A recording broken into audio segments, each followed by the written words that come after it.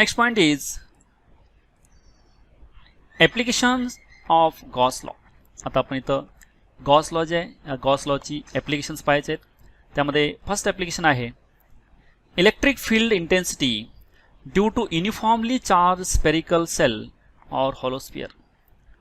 आता uniformly charge spherical shell किंवा hollow sphere जे आहे याच्यामुळे असणारी इलेक्ट्रिक फील्ड इंटेन्सिटी त्याच्या आउटसाईडला त्याचं आपण इक्वेशन कॅल्क्युलेशन करणार आहोत.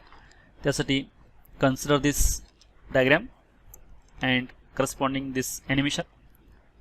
In this case, consider a sphere of radius capital R with its center at O.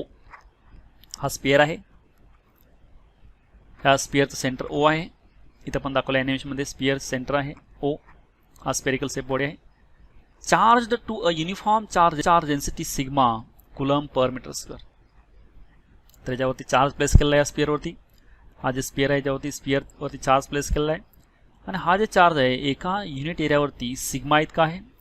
That is surface charge density placed in dielectric medium of permeability epsilon. तर हे surrounding जे आहे एक डायलेक्ट्रिक मीडियम आहे. ह्या dielectric मीडियममध्ये ठेवलेला हा स्पियर ज्याची परमिएबिलिटी जे आहे इप्सॉलॉन आहे और इप्सिलॉन आहे. आणि ही इप्सिलॉन म्हणजेच इप्सिलॉन नॉट के किंवा इप्सिलॉन 0 के. तर total charge on the sphere q is एका युनिट एरियावरती सिग्मा इतका चार्ज आहे. तर हा स्पेरिकल शेप ऑब्जेक्ट जे आहे स्पेरिकल शेपचा एरिया जे आहे 4πr² येतो जर रेडियस आपण कॅपिटल घेतली तर. त्यामुळे ह्या पूर्ण स्पियरवरती असणारा चार्ज आहे q sigma into 4πr². That is surface charge density into area that is total charge.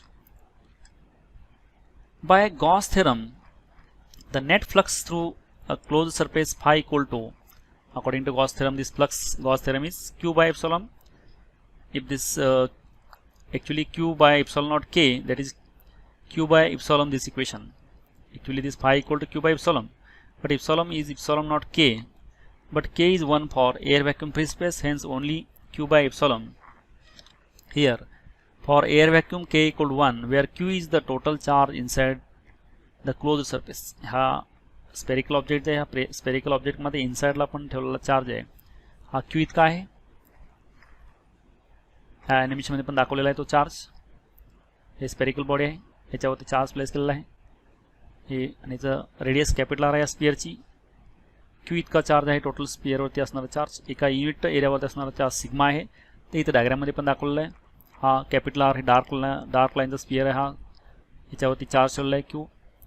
याचा याची रेडियस आहे capital R.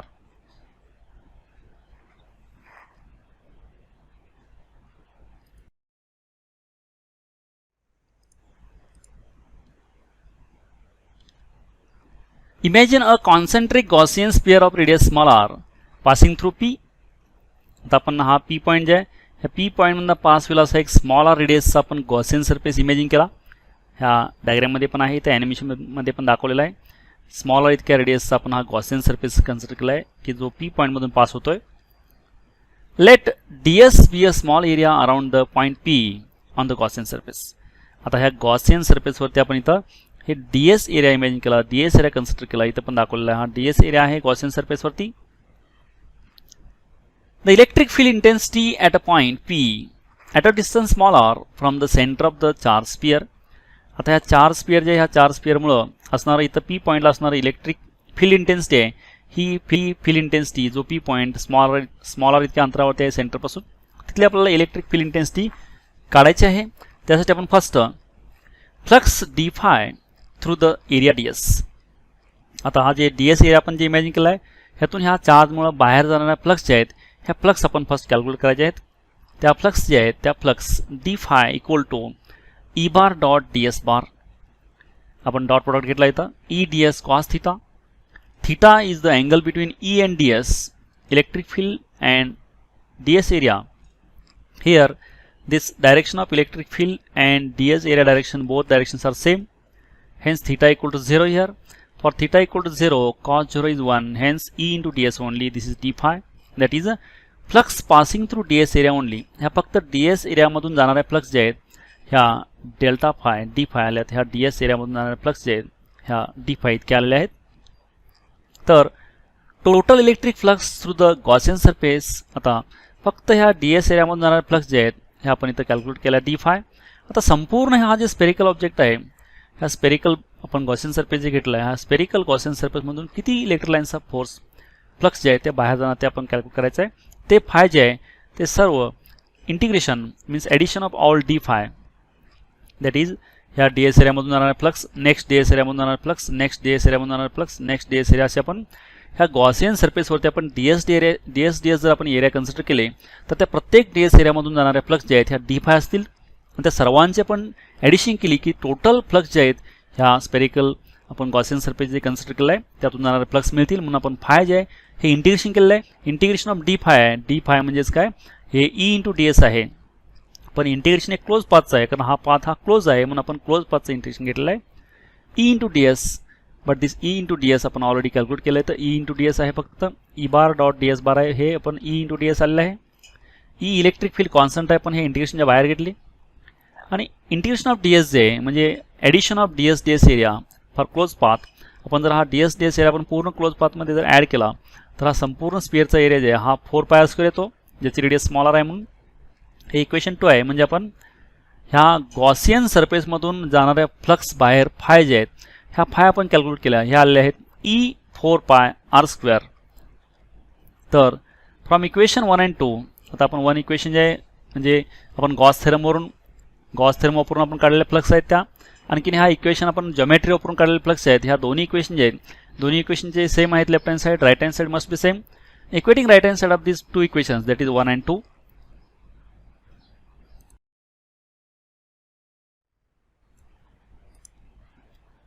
Next, equating this equation 1 and 2, then right hand side of these two equations q by epsilon naught equal to e into 4πr².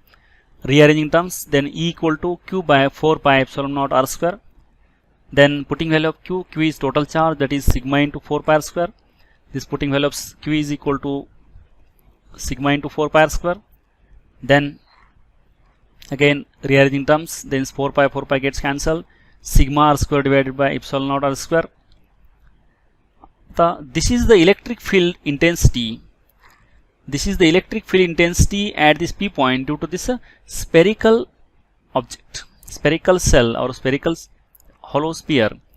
याच्यामुळे असणारी electric field या p पॉइंटला असणारा equation आहे sigma r² by epsilon naught r². Sigma हा surface charge density आहे. Capital R is the radius of the sphere, small r is the radius of the Gaussian surface, and epsilon naught permittivity. Now, case first, if point P lies on the surface of the charged sphere, that is r equal to r.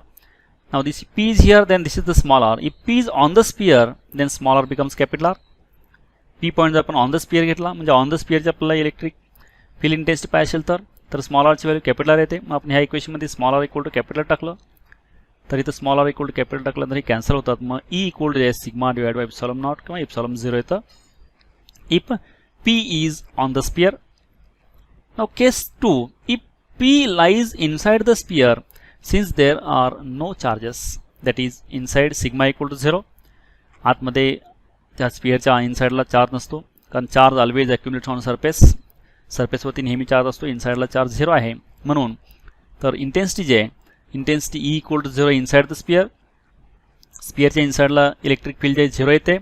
On the sphere electric field ही E equal to sigma by epsilon naught, and outside the sphere at a distance small r, this is the equation E equal to sigma r² by epsilon naught r², or this is equation 1 by 4 pi epsilon naught q by r² or q divided by 4 pi epsilon naught r². This is the electric field at this p point if p is at a distance small r from the center of the spherical cell. And these are the three cases. If p is outside the sphere, then electric field is here. If p is on the sphere, then electric field is E is this one, and p is inside the sphere, then electric field is this one. This is the electric field intensity due to this spherical cell or hollow sphere.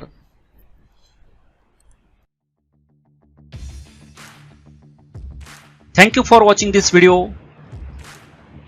Keep watching videos and don't forget to subscribe, like and share.